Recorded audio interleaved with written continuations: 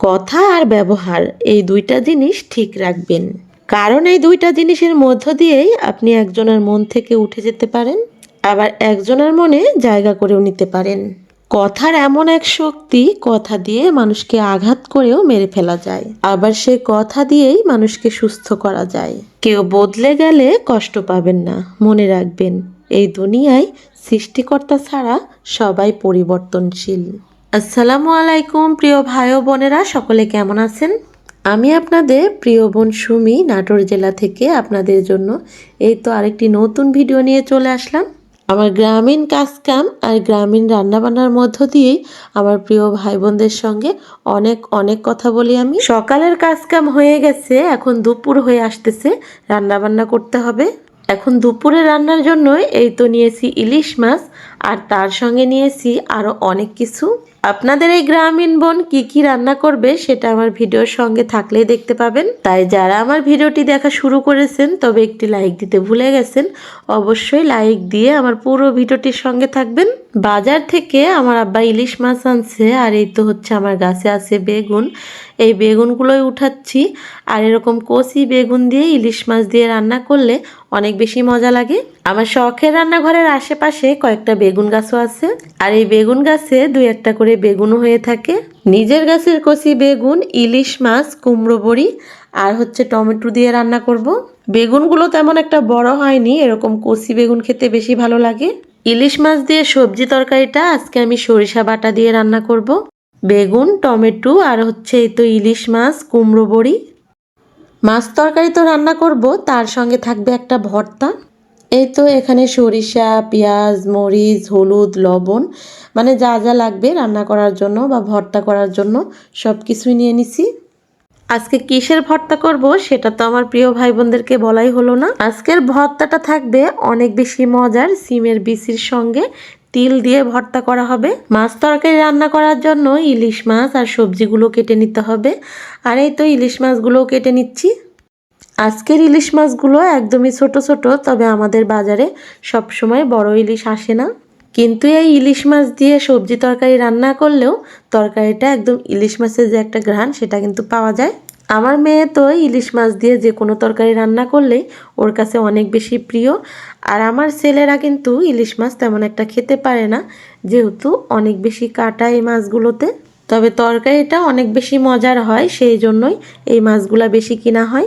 ইলিশ মাছ কাটা হয়ে গেছে, ওদিকে কিন্তু আমি চুলার উপরে মাটির হাঁড়িতে ভাতও বসিয়ে দিছি। তারপরেই তো তরকারিটা রান্না করার জন্য পাটাই মশলা করে নিচ্ছি। আর ওদিকে আমার দুই ছেলে চুলার পাড়ে দেখুন কি করতেছে।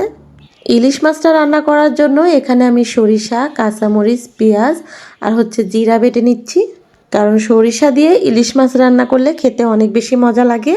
আর আজকে কিন্তু বাড়িতে অনেক মানুষ, যেহেতু আমার বোনেরা আসছে। আর এই তো দেখুন আমার বোনের ছেলে ইয়াসিন, ও কিন্তু ভীষণ খুশি, যেহেতু অনেক দিন পরে এখানে আসছে। এদিকে ভাতের বলক উঠে গেছে, আর আমার মশলাগুলো বাটতে অনেকটা সময় লাগলো। আজকে বেগুনের তরকারিটা আমি কিভাবে রান্না করি সেটা অবশ্যই আমার ভিডিওর সঙ্গে থেকে দেখবেন। আমরা যেভাবে রান্না করি সেটাই আপনাদের সঙ্গে শেয়ার করতেছি। ওদিকে আমার চুলার উপরে ভাতের এই তো জালটা এত জোরে জ্বলতেছে যে আমার ভাতটা পুড়ে লেগে গেছে, তাড়াতাড়ি করে নামিয়ে নিলাম। মাটির চুলায় ভাত রান্না করা একদমই সহজ, শুধু চালটা ধুয়ে চুলার উপরে উঠিয়ে দিলেই বসা ভাত হয়ে যায়। সরিষার তেল দিয়ে তরকারি রান্না করব, আর এই তো সরিষার তেলে এখন কুমড়ো বড়িটা ভেজে নেব। আমার প্রিয় ভাই বোনদের জন্য তৈরি করা সরিষার তেল, কুমড়ো বড়ি, এগুলা কিন্তু আমি যেমন খাচ্ছি আমার প্রিয় ভাই বোনদের জন্য পাঠিয়ে দিচ্ছি। আমার ভিডিওগুলো যারা সব সময় দেখেন তারা তো জানেন যে আমি আপনাদেরকে খেজুরের গুড়, তারপর হচ্ছে কুমড়ো বড়ি, সরিষার তেল, হলুদ গুঁড়ো আর হচ্ছে মরিচের গুঁড়ো, এগুলো যারা অর্ডার করে নিচ্ছেন তাদেরকে কিন্তু ক্যাশ অন ডেলিভারিতে হোম ডেলিভারি করতেছি। আর আলহামদুলিল্লাহ আমার প্রিয় ভাই বোনেরা আমার গ্রামীণ পণ্যগুলো পেয়ে অনেক বেশি খুশি আপনারা। তাই আমার প্রিয় ভাই বোনদের জন্য আজ থেকে অফার দিচ্ছি, যারা আমার কাছ থেকে 5 কেজির পণ্য নেবেন, মানে সব মিলিয়ে যদি 5 কেজি হয়, তাদেরকে আমি যেখান থেকেই নেবেন আমি ডেলিভারি চার্জ ফ্রিতে দিয়ে দিব। কারণ যারা আমাকে বিশ্বাস করেন, বেশি ভালোবাসেন, বিশ্বাস করে অনেক অনেক বেশি পণ্য নিচ্ছেন, তাদের জন্য তো একটু ফ্রি দিতেই হয়। সরিষার তেল, কুমড়ো বড়ি, খেজুরের গুড়, হলুদ গুঁড়ো বা মরিচের গুঁড়ো, যে কোনো পণ্য মিলিয়ে যদি 5 কেজি হয় তাদের জন্য আমি ডেলিভারি চার্জটা ফ্রি করে দিলাম। যারা আজকে আমার ভিডিওটি নতুন দেখতেছেন তাদেরকেই বলতেছি, আমার অন্যান্য ভিডিওতে কিন্তু আমার পণ্যগুলো দেওয়া আছে, সেগুলো অবশ্যই দেখে আসতে পারেন। আর এদিকে সিমের বিচিটা ভর্তা করার জন্য এই তো চুলার উপরে সিদ্ধ দিচ্ছি একটু পানি দিয়ে। আর ভর্তাটা করার জন্য কিন্তু শুকনা মরিচ, কাঁচামরিচ, পেঁয়াজ, রসুন এগুলো ভাজা হয়ে গেছে, তার সঙ্গে তিলটাও ভেজে নিচ্ছি। চুলার উপরে বিচিটা সিদ্ধ হবে, এদিকে আমি সবজিগুলো কেটে নিচ্ছি। আমাদের গ্রামের মানুষ কিন্তু এই বেগুনটাকে বলে চরকি বেগুন, আর এই বেগুনটা খেতেই বেশি পছন্দ করে সবাই। ইলিশ মাছটা সব মশলা দিয়ে একবারে হাতে মেখে রান্না করব। আর এই তো চুলার উপরে কিন্তু পানিটা সিমের বিচির একদমই শুকিয়ে গেছে, সিমের বিচিটাও সিদ্ধ হয়ে গেছে। মাটির কড়াইয়ে আমি আজকে সবজি দিয়ে ইলিশ মাছটা রান্না করব।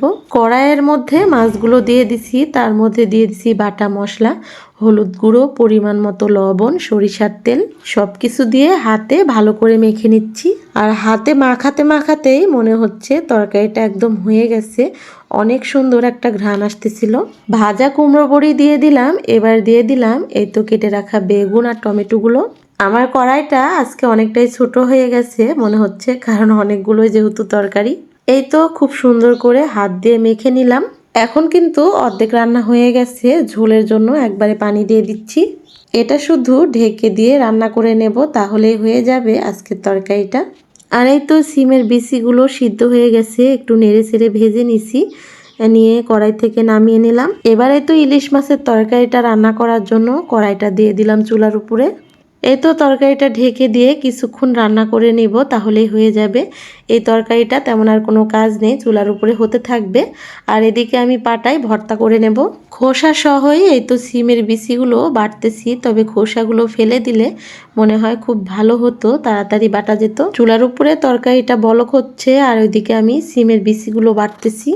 খোসা সহ বিচিগুলো বাটলাম, তবে খোসাগুলো ভালো মতো এখনো বাটা হয় নাই, অনেকটা সময় নিয়েই বাটছি।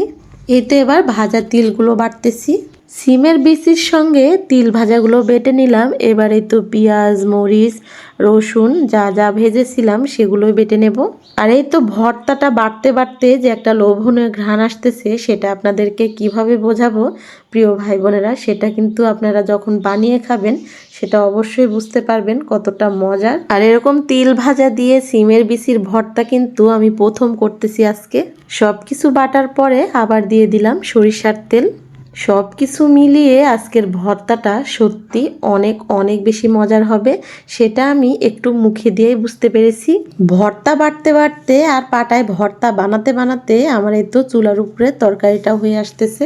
এখন শুধু তরকারিটা নামিয়ে নিব, আর তরকারিটা একবারে বেড়েও নিচ্ছি। আমাদের বানানো কুমড়ো বড়িটা এতটাই ভালো যে তাড়াতাড়ি সিদ্ধ হয়ে যায়, আর একটু বেশি সিদ্ধ করলেই ভেঙে যায়। আর এই তো এখানে সবাই খেতেও বসে গেছে। সবার এত বেশি খিদা লেগে গেছে যে সবাইকে খেতে দিছি। বাচ্চারা আগে বসছে, পরে আমরা খাবো।